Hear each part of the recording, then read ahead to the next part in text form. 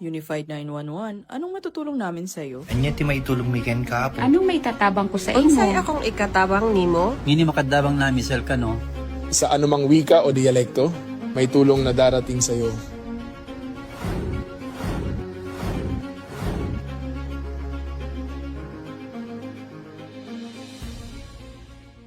Lilingkod sa bawat Pilipino at magbibigay ng tamang impormasyon para sa tahimik at maayos na Pilipinas. Police News Network, alagad ng batas, tagapagtaguyod ng balitang pulis, sandigan ng mamamayan, patnubay ng katotohanan.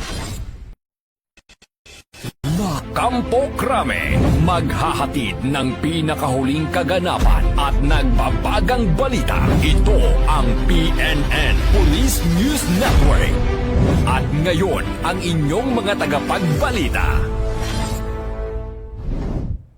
Magandang araw, Bagong Pilipinas. Ako ang inyong alagad ng batas, tagataguyod ng Balitang Pulis, Patrolman Adrian Dayao. Maghahatid sa inyo ng tamang balita, kwento ng pulis at serbisyo para sa mamamayan. At ito ang PNP News Online, ang pangunahing balita ng Police News Network, alagad ng batas, tagataguyod ng Balitang Pulis.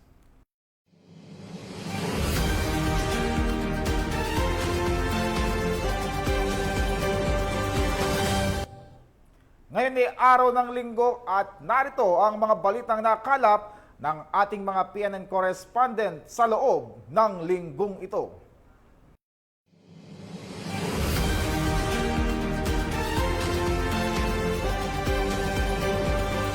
Hinimok ng Police Regional Office 8 ang pagpapatuloy ng kanilang kampanya laban sa smuggling ng sigarilyo upang maiwasang maging transit point ng smuggled goods ang rehiyon.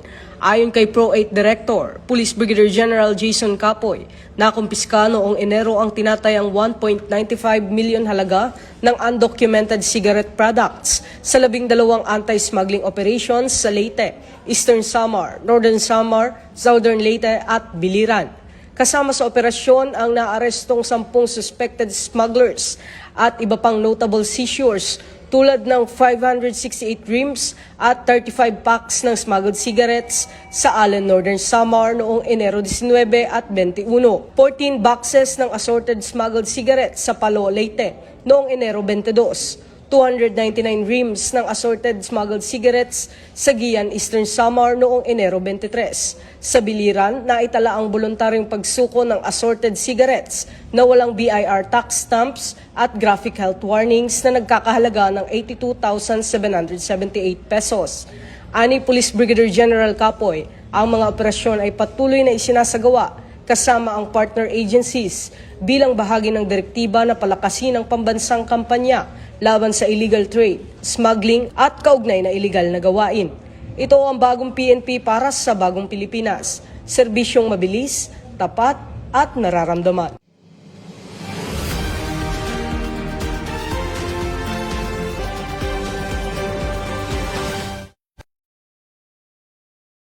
Arestado ang isang 27 anyos na lalaki sa isinagawang drug buy-bust operation ng Haniway Municipal Police Station sa Barangay Sigasiga, Don Tilotero East, Haniway, Iloilo. Nito lamang ika-4 ng Pebrero taong kasalukuyan. Kinilala ni Police Captain Marlon Perez, hepe ng Haniway MPS, ang suspect sa alias na Jonel, na itinuturing bilang newly identified street-level individual.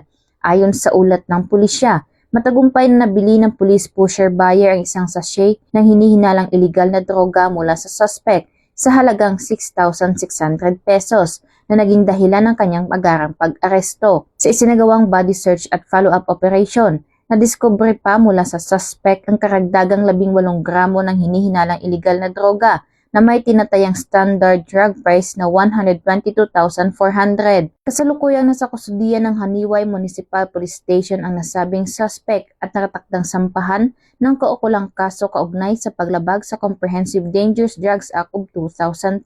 Patuloy na pinaiigting ng Philippine National Police ang kanilang kampanya laban sa illegal na droga bilang bahagi ng kanilang layunin na mapanatili ang kapayapaan at kaligtasan ng komunidad, at hinihikayat ang publiko na makipagtulungan sa mga otoridad sa pagsugpo ng anumang uri ng kriminalidad. Mula dito sa Police Regional Office 6, ako ang iyong Police News Network Correspondent, Patrolwoman Glidel Astrologo, alagad ng batas, tagataguyod ng Balitang Pulis.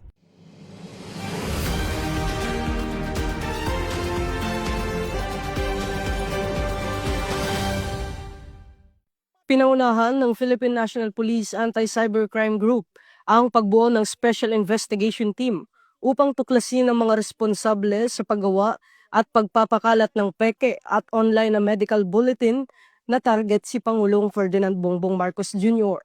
Ayon kay PNP ACG Acting Director, Police Brigadier General Wilson Asueta, pinalakas ng grupo ang cyber monitoring upang masubaybayan ang pinagmulan at pagkalat ng dokumentong ito. Binanggit din niya na nakatuon ang ACG sa digital investigation habang ang pag-verify ng tunay na medical record ay isinasagawa ng ibang ahensya. Ipanaliwanag ni Police Brigadier General Asueta na ang posibleng kaso ay maaaring kaugnay ng Article 154 ng Revised Penal Code tungkol sa unlawful publications at fake news, pati na rin ang falsification. Binigyan din rin ng St. Luke's Medical Center na ang dokumento ay peke at falsified at pinaaalalahanan ng publiko na ang medical results ay binibigay lamang sa pasyente sa pamamagitan ng opisyal na hospital channels. Hinihikayat ng PNP-ACG ang publiko na mag-ingat sa social media at huwag magbahagi o mag-post ng impormasyon na hindi tiyak upang maiwasan ang kalituhan at kaguluhan sa komunidad. Ito ang bagong PNP para sa bagong Pilipinas. Serbisyong mabilis, tapat at nararamdaman.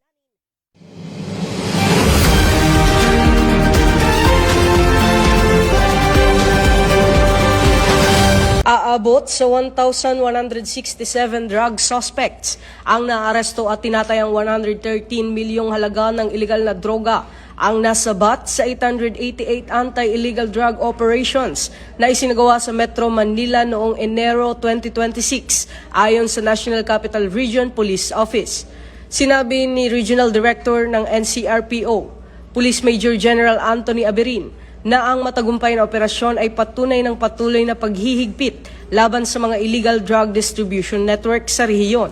Kasabay nito, 1,334 na individual na may nakabinbing warrant of arrest ang naaresto, kabilang ang 489 na itinuturing na most wanted persons. Bukod sa illegal na droga, 1,793 illegal gambling suspects ang nahuli sa 800 na operasyon at nasabat ang 418,272 pesos halaga ng gambling paraphernalia at cash bets. Samantala sa 204 operasyon kontra loose firearms, naaresto ang 206 violators at nasabat ang 209 unlicensed firearms. Batay sa comparative crime statistics, bumaba ang focus crime sa Metro Manila ng 21%. Mula 552 incidents noong Enero ng nakaraang taon tungo sa 435 incidents ngayong Enero. Ani Police Major General Aberin, ang mga resulta ay patunay ng tuloy-tuloy na operational focus at mahigpit na pagpapatupad ng batas upang mapanatili ang kaligtasan at kaayusan sa Metro Manila. Ito ang bagong PNP para sa bagong Pilipinas. Serbisyong mabilis, tapat at nararamdaman.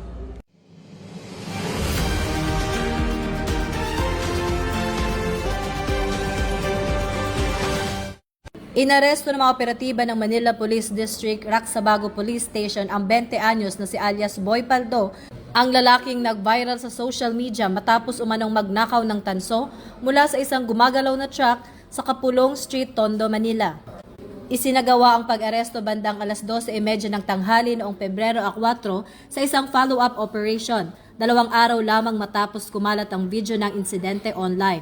Ayon sa pulisya, mabilis na kumilos ang mga otoridad alinsunod sa Bilis Kilos campaign ng lungsod upang mapanagot ang suspect. Nakalaunan ay iniharap kay Manila Mayor Francisco Isko Moreno Dumagoso.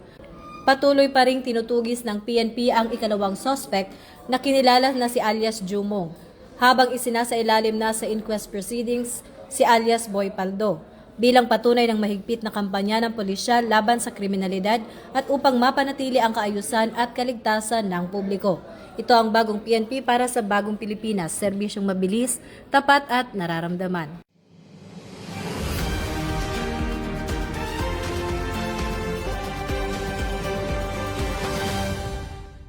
Nakasabat ng mga otoridad ang 20 abandoned inbound parcels na naglalaman ng hinihinalang marijuana kush sa Central Mail Exchange Center noong Martes, 2 ng Pebrero ayon sa Aviation Security Group. Tinatayang halaga ng shipment ay higit 8.9 milyon at ito ay nakalaan sa mga tatanggap sa loob ng bansa. Ang operasyon ay bunga ng rutinang inspeksyon ng Bureau of Customs sa mga international parcels at malapit na koordinasyon ng mga otoridad sa paliparan, kabilang ang NAIA Interagency Drug Interdiction Task Force at mga intelligence personnel ng ABSA Group. Ayon kay District Collector Yasmin Mapa ng BOC NAIA, mula sa X-ray at manual examination, natuklasan ang 5,940 grams ng tuyong dahon na hinihinalang kush. Binanggit ni ABSI Group Director Police Brigadier General Junicio Bartolome Jr. na ipinapakita ng operasyon ang kahalagahan ng intelligence-driven interdiction at malapit na interagency cooperation. Aniya pa, magpapatuloy ang PNP ABSI Group at iba pang airport authorities sa pagpapalakas ng seguridad sa paliparan at mail facilities upang mapigilan ang pagpasok ng ilegal na droga at mapanatili ang kaligtasan ng publiko. Ito ang bagong PNP para sa bagong Pilipinas. Serbisyong mabilis, tapat at nararamdaman.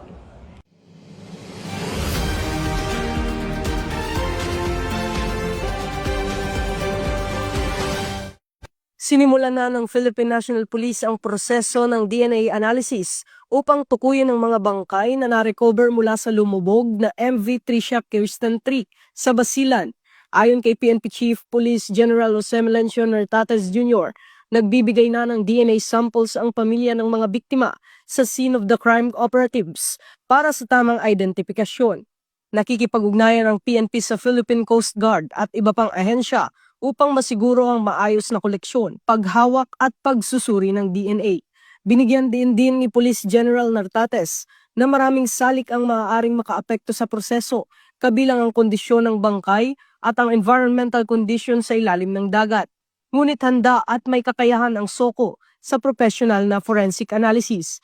Hanggang Martes ng gabi, nakarecover ang Philippine Coast Guard ng 43 bangkay habang nananatiling 316 ang nakaligtas. Ang MV Tricia Kirsten 3 ay umalis mula Zamboanga City papuntang Hulos Lu noong Enero 25 ng gabi, ngunit lumubog sa tubig ng Basilan noong Enero 26 ng umaga. Kasunod ng insidente, ipinagrounded ng Department of Transportation ang buong fleet ng Allison Shipping Lines habang isinasagawa ang maritime safety audit. Ito ang bagong PNP para sa bagong Pilipinas. Serbisyong mabilis, tapat at nararamdaman.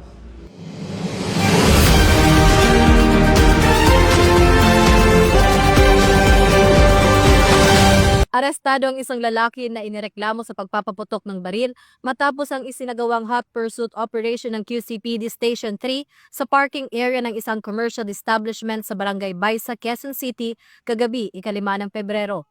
Ayon sa pulisya, ilang beses umanong pinaputokan ng suspect ang sasakyan ng kanyang kapitbahay sa Barangay Loyola Heights, kung saan na-recover ng scene of the crime operatives ang 32 na basyo ng bala. Walang naiulat na nasugatan sa insidente ayon sa QCPD Station 9. Tumakas ang suspect sakay ng kotse, ngunit agad na naalarma ang mga pulis sa kanyang plate number, dahilan upang maabutan at maaresto siya sa Quirino Highway, kung saan na-recover ang ginamit na baril at ang 39 na bala.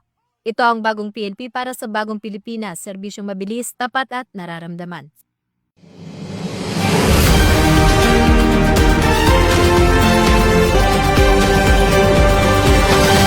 Magandang araw mga ka-PNN. Nandito tayo ngayon sa PNP Training Service, kung saan makikita nyo sa aking likuran ay nagkakaroon ng special jiu-jitsu training ang Philippine National Police bilang paghahanda at pagpapalakas ng kasanayan at disiplina at tamang pagtugon sa mga sitwasyong nangangailangan ng pisikal na kahandaan.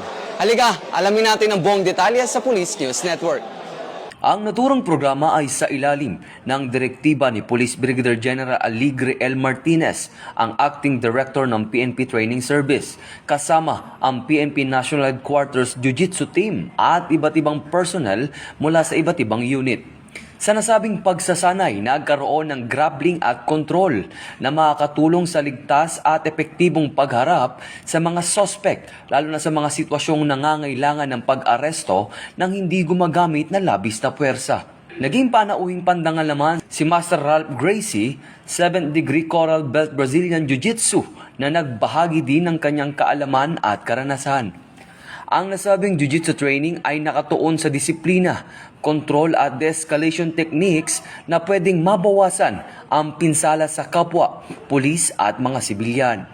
Nakakatulong din ito sa ating mga pulis sa pagpapanatili ng maayos na pangangatawan at mental alertness ng mga personnel.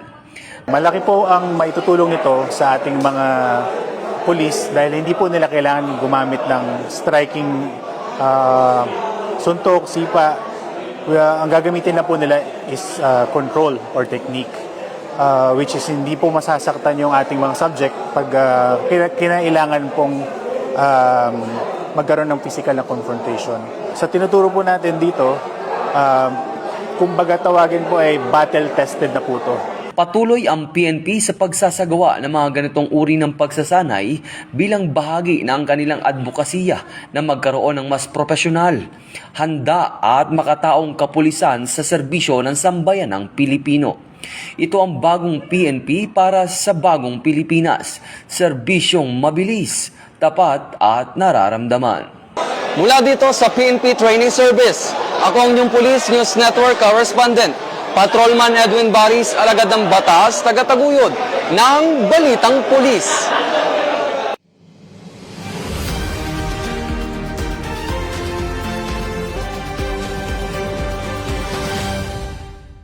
At yan ang mga balitang nakalap ng ating PNN correspondent mula Luzon, Visayas at Mindanao.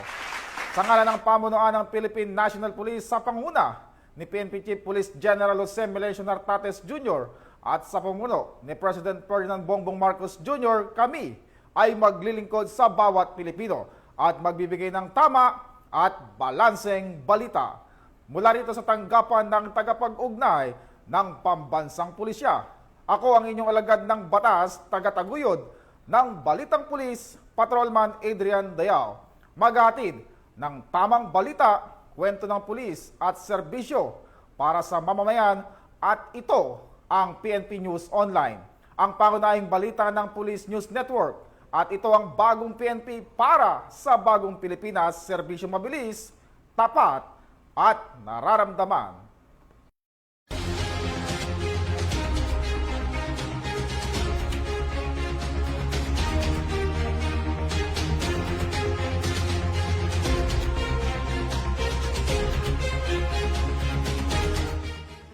Police News Network, alagad ng batas, tagapagtaguyod ng Balitang Pulis.